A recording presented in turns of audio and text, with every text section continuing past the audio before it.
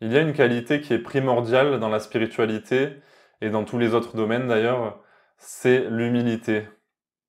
Et quand on entend ça en tant que personne, ça peut être crispant parce que on n'a pas forcément envie de faire des efforts pour devenir humble et pour acquérir cette qualité. Mais cette humilité dont je parle, c'est pas une qualité de la personne, parce qu'en tant que personne, on n'est jamais assez humble en vérité. C'est plus une qualité d'être. C'est que l'être infini que l'on est naturellement humble, on pourrait dire. Et depuis ici, depuis cet espace, on voit apparaître notre prétention. Et quand on la laisse être telle qu'elle est, elle disparaît dans cette humilité naturelle. Donc, comme d'habitude, c'est juste une question de positionnement, de qu'est-ce que je suis? Est-ce que je crois être cette personne qui est prétentieuse et qui doit devenir humble? Ou est-ce que je m'identifie à rien de particulier et juste je suis? Et ainsi, l'humilité coule de source parce que... Et en fait, on peut voir apparaître nos «moi je sais», moi je sais comment ça se passe pour tel ou tel sujet. Et ça, c'est des barrières qui voilent la vérité en fait.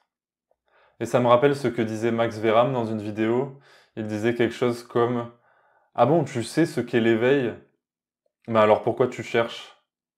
Et en fait, c'est vraiment ça, c'est que si tu crois savoir ce qu'est l'éveil et ce que devrait être un éveillé, comment il devrait se comporter, etc., pourquoi tu continues de chercher? Si tu sais, c'est bon, non? Et ça peut être très frustrant d'entendre ça parce que quand on a cru savoir quelque chose pendant longtemps, on se prend un peu une claque quand on se rend compte que finalement, bah non, on sait pas en fait. Mais cette frustration, c'est comme tout le reste, c'est des ressentis. Et tu peux la laisser se fondre dans cette humilité naturelle de l'être. Juste laisser être comme ça, comme pour tout. En fait, cette humilité dont je parle, elle est avant tout intérieure.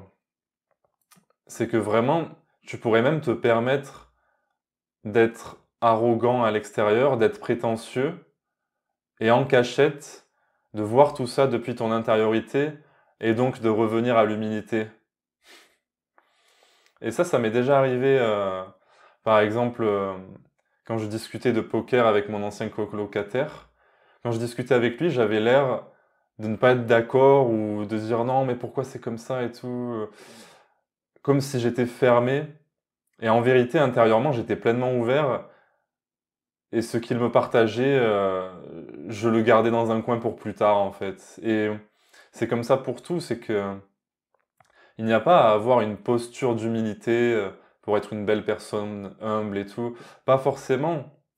C'est avant tout intérieur, c'est que quoi que tu puisses dire, même si tu as l'air fermé, tu peux avoir cette ouverture intérieure et être dans cette disponibilité, dans cette réception. Et pour reparler de poker, mais ça peut s'appliquer aussi dans tous les autres domaines, c'est que le moment où je suis devenu vraiment gagnant, c'est après avoir eu un déclic où je me suis dit, bon ok, je vais partir du principe que je suis débutant.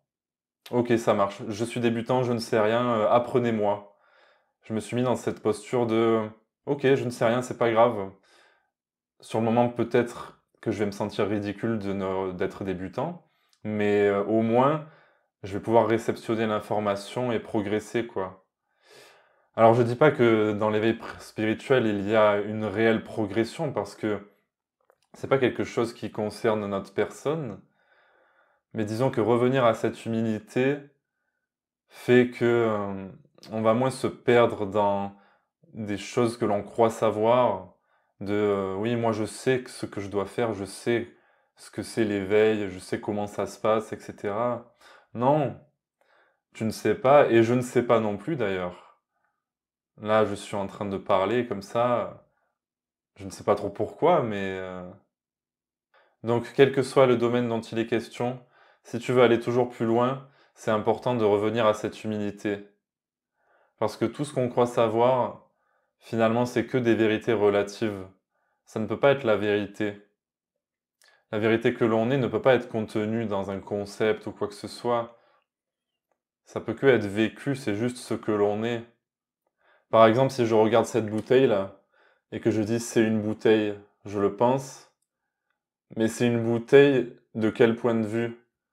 Du point de vue de la matière, du point de vue du monde?